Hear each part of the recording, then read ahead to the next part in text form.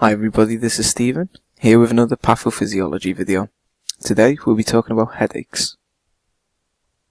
So in this video, we'll cover the different types of headache, the symptoms behind them, what causes them, and some tips for the history taking and clinical examination. We'll also start with some multiple choice questions that we'll return to at the end in more detail. So, to start with the multiple choice questions, just test yourself on these, pause the video if needed, and we'll come back to these again at the end.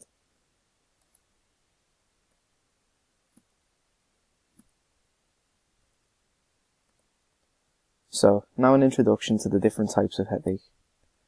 The first is tension type headaches. These are the commonest form, and are described as having a band around the head. The next type that we'll talk about is migraine. It's a very common form of headache which may present with an aura, so a smell before it comes on. For example, the headache can vary. It can be moderate to severe, it can be unilateral or bilateral. Often it's quite a throbbing, pulsatile headache. Another type of headache is the trigeminal autonomic cephalgia, for example cluster headache, which is a very rare form of headache. They're characterized by severe unilateral pain and are associated with symptoms such as red eye, nasal stuffiness and lacrimation, so crying. Cluster is the most common of the trigeminal autonomic cephalgia headaches. And the final type of headache we'll talk about is the trigeminal neuralgia. This is a very sudden, severe facial pain disorder, followed by a dull aching. It occurs in bouts and it may be precipitated by touch, movement or cold. It prevents the patient often from eating or drinking. And then to discuss primary and secondary headaches. Primary headaches are not associated with any underlying pathology. Secondary headaches have a pathological cause. So these are all primary headache disorders. And now we'll just discuss red flag headaches. So the big red flag headache to look out for is the thunderclap headache. The patients will describe it like being hit in the head with a baseball bat, and it's an emergency, because this is often due to a subarachnoid hemorrhage, usually caused by a rupture of a saccular berry aneurysm or through arteriovenous malformations. So the symptoms and signs of headaches, starting off with tension type headaches. It's usually described as we mentioned before, having a tight band around the head. It may be a chronic daily headache or it may be episodic in nature. The intensity usually varies, and stress and anxiety can be exacerbating factors. Often patients might have a tender scalp or neck associated with the headache. The next one that we'll discuss is migraine. So again, this is an episodic headache and is often associated with nausea, vomiting, photophobia and phonophobia, which are respectively being unable to look at bright lights or hear sounds without feeling severe discomfort. It may be preceded by some neurological symptoms, so as we mentioned before, the aura, smells, flashing lights or blurred vision leading to the migraine. Usually it's unilateral and it's described as a throbbing headache ranging from moderate to severe pain, which may have particular triggers such as wines. Certain types of cheese have also been known to set migraines off in some instances. So next, the trigeminal autonomic cephalgia or cluster headache. Again, it's very rare. It gives severe unilateral pain, causing lacrimation. The patient would cry, red eyes and nasal stiffness. It causes severe orbital pain, ranging in time course from 15 minutes to 3 hours. And as a result of an episode, the patient may develop ptosis or Horner's syndrome. Usually they're quite frequent, and then they subside, then they return in clusters. And the final type of headache, the trigeminal neuralgia, is the sudden severe facial pain followed by a dull ache like a red hot needle. It may be triggered by touch, and the patient may be unable to eat and drink due to the pain. The cold weather may also cause an episode of trigeminal neuralgia. So these diagrams all show the different characters of headaches. We've got migraine, tension type headache, cluster headache, and trigeminal neuralgia.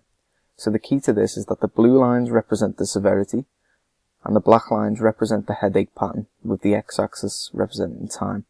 So just to explain that in more detail, for a migraine, it could be not very severe or extremely severe.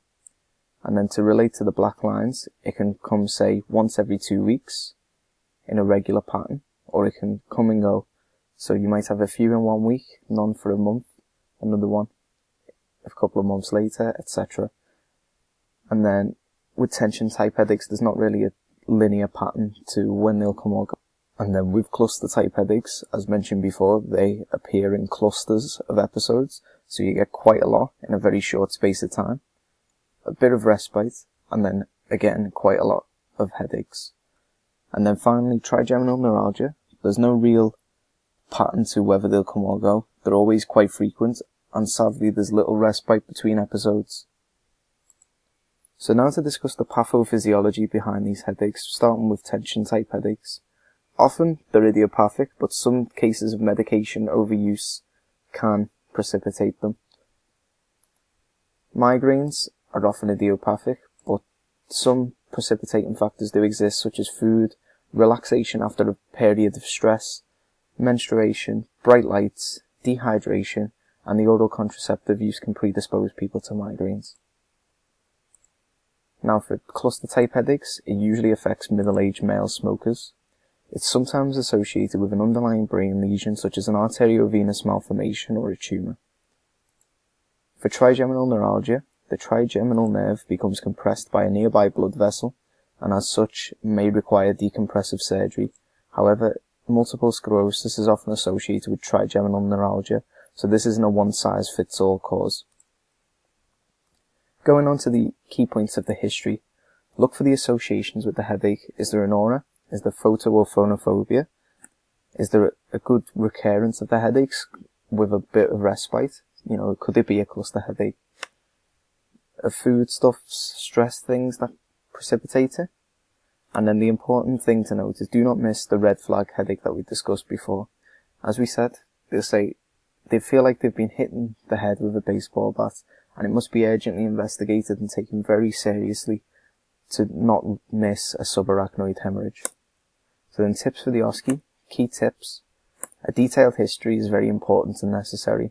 Make sure you ask the Socrates questions, get an idea about frequency and recurrence, associated symptoms, precipitating factors and the pattern of headaches. Note pain severity and whether it's unilateral or bilateral. Headache may be a result of idiopathic intracranial hypertension or hydrocephalus, in which case the symptoms will be transient headache worse on lying down, cough, or anything that increases pressure in the head. But we'll discuss hydrocephalus in another video. So now to return to the questions, what have you learned? So what is the commonest form of headache? Remember, it's described as having a tight band around the head. So the answer is tension type headache. What symptoms are often associated with headaches? So is it chest pain, shortness of breath or wheeze, lacrimation, aura, nausea and vomiting, ankle edema, orthopnea or diaphoresis, vertigo, loss of balance or change in gait? So think of the less obvious symptoms of headache besides the head pain.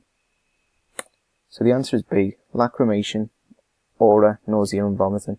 Lacrimation, being tearful, is associated with cluster headaches, aura is associated with migraines, and nausea and vomiting is also associated with migraines. So what type of headache is a cluster headache? Is it a tension type headache? Is it trigeminal neuralgia, trigeminal autonomic cephalgia, or migraine? So remember, they're quite rare. So the answer is trigeminal autonomic cephalgia. They're the commonest form of this type of headache. And then that concludes the video. Thank you for watching.